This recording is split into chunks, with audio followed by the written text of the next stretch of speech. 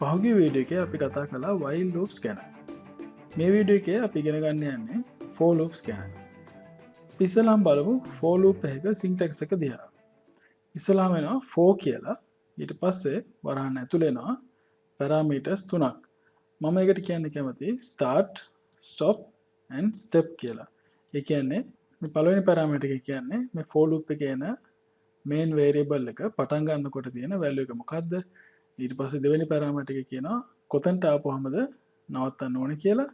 අනිත් එක කියනවා හැම loop එකකදීම මොකක්ද ඒ variable එකට වෙන්න ඕනේ. අඩු වෙනවද එහෙම නැත්නම් වැඩි වෙනවද කියලා මෙතන කියන්න පුළුවන්. මේක ඔයාලට වඩාත් ලේසියෙන් තේරුම් ගන්න පුළුවන් වෙන්න අපි අපේ පහුගිය වීඩියෝ එක යූස් කරපු while loop එක අරගෙන ඒ එක්සැම්පල් එකම for loop එකකින් කරලා බලමු. මේ තියෙන අපි පහුගිය වීඩියෝ එකේ යූස් කරපු while loop එක. අපි මේකෙන් කරේ 12 වරක් චෙක් කරේ වෙබ් පේජ් එකකට අවුට්පුට් කරලා බලන එක. මේ තියෙන එකේ අවුට්පුට් එක. දැන් අපි බලමු මේ while loop එකෙන් අපි කරපු දේ කොහොමද for loop එකකින් කරන්න කියලා.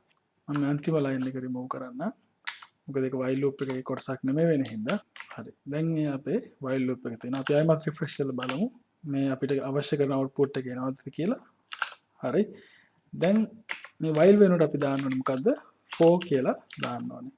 එතකොට ඔයගලන්ට මතක ඇති අපි බැලුවා syntax එකේ තියෙනවා parameters තුනක්. පළවෙනි parameter එක ආවේ start value එක. ඒ කියන්නේ අපි මේ I variable එක තමයි අපේ loop එකේ තියෙන main variable එක. ඒකට I එක පටන් ගන්න කීයද? මෙතන අපි මුලදී කිව්වා I equals 1 කියලා. එතකොට අපිට මෙන්න මේ initialization එක එහෙම නැත්නම් start value එක for loop එකේ පළවෙනි parameter එක හැටියට දෙන්න පුළුවන්. එක වෙන් වෙන්නේ semicolon එකකින්. එතන මෙතන අපි දීලා තියෙනවා condition එක I less than or equals to 12 කියලා.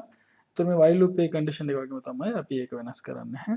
ඊට පස්සේ මේකත් අපි semicolon එකේ වෙන් කරලා අපි දාන්න ඕනේ step value එක මොකක්ද කියලා. ඔයගොල්ලන්ට මතක ඇති මේ while loop එකේ දීපු step එක තමයි I එකට එකක් එකතු කරන එක. අපිට පුළුවන් මේකත් මෙතනින් අයින් කරලා මේ for loop එකේ තුන්වෙනි parameter එක හැටියට දාන්න. එහෙනම් මම මේක දැන් save as කරන්නම් for loop කියලා.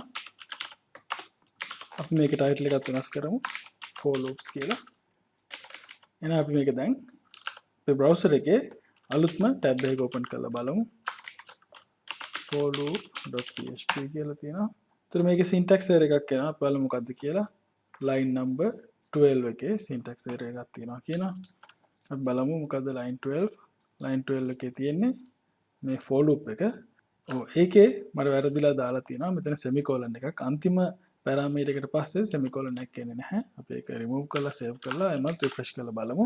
දැන් ඔයගලන්ට පේනවා අපි for loop එකනොත් කරලා තියෙනවා. while loop එකෙන් කරපු දේම තමයි. කිසිම වෙනසක් නැහැ. මම ඒකයි වෙනම tab එකක open කරේ. අපිට double check කරගන්න.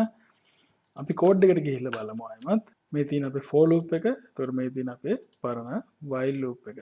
දැන් අපේ while loop එකයි for loop එක අතර බැලුවාම ඔයාලට පේනවා එකම දේ for loop එකෙන් කරන හැබැයි බොහොම අඩු ලයින් ගානකින් අපිට එකම වැඩේ කරගන්න පුළුවන්. හරි. එහෙනම් මම ඔයාලට පොඩි එක්සර්සයිස් එකක් දෙන්නම්. දැන් මේ එක්සැම්පල් අපි කරේ 12 වරක් චෙක් කරේ අවුට්පුට් කරලා බලන එක. දැන් ඔයාලා try කරලා බලන්න for loop දෙකක් විතරක් use කරලා දෙවරක් චෙක් කරේ ඉඳලා 12 වරක් චෙක් කරේ වෙනකන් මෙන්න මේ විදිහට අවුට්පුට් කරන්න වෙබ් පේජ් එකකට. ඔයාලට පුළුවන් මේ වීඩියෝ එක පෝස් කරලා තනියම try කරලා ඊට පස්සේ ඇවිල්ලා ආයෙමත් ආන්සර් එක චෙක් කරන්න. හරි අපි බලමු අපේ එක්සර්සයිස් එකේ සොලියුෂන් එක. අපි අලුත් ෆයිල් එක සේව් කරගමු for loop exercise කියලා.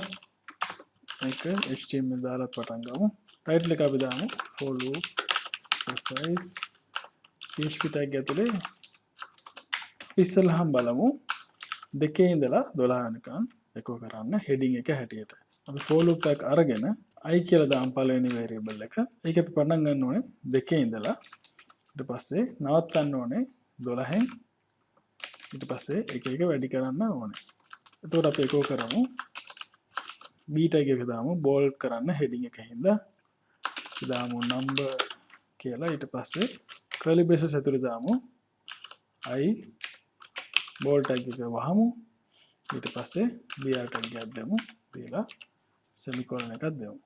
දැන් මේක අපි open කරලා බලමු අපේ browser එකේ for loop exercise.php. ඔයාලට පේනවා 2 ඉඳලා 12 වෙනකන් හෙඩිංස් ටික අවුට්පුට් වෙනවා. දැන් අපි කරන්න ඕනේ මේ දෙකේ ඉඳලා 12 වෙනකන් දැන් අපි කරන්න ඕනේ මේ දෙකේ ඉඳලා 12 වෙනකන් ලූප් වෙන හැම නම්බර් එකකටම ඒ for loop එකේ අගට එන ඉස්සෙල්ලා ඒ නම්බර් එක එකේ ඉඳලා 12 වෙනකන් වැඩි කරලා අවුට්පුට් කරන එක. ඒ කියන්නේ මේ දින අපි හෙඩින් එක ඒක යටින් අපි දාමු තව for loop එකක්. අපි ඒකේ variable name එක දෙමු j කියලා. එතකොට එක පටන් ගන්න ඕනේ එකේ ඉඳලා less than or equals 12 එකත් එකින් එක වැඩි වුණාම හරි. දැන් අපි මෙතන echo කරමු. ඉස්සෙල්ලා දාන්න ඕනේ main number එක. ඒ කියන්නේ i අපි වැඩි කිරීමට x දාමු.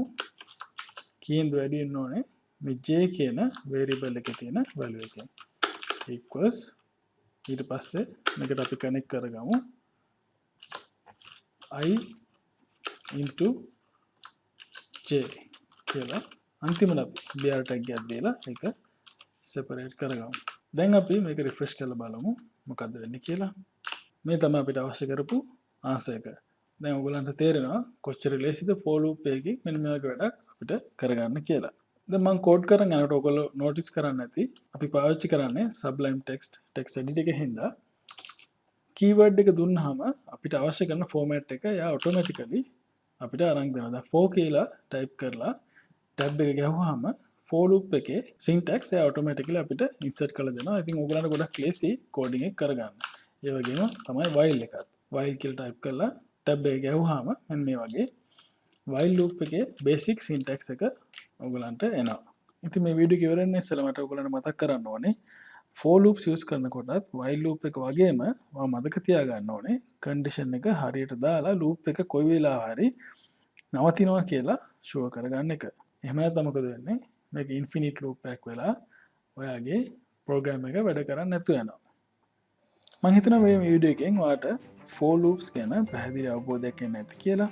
ඉතින් අපි ඊළඟ වීඩියෝ එක බලමු PHP වල තියෙන for each loops ගැන. එහෙනම් ඊළඟ වීඩියෝ එක හම්බ වෙනකන් සුබ දවසක්.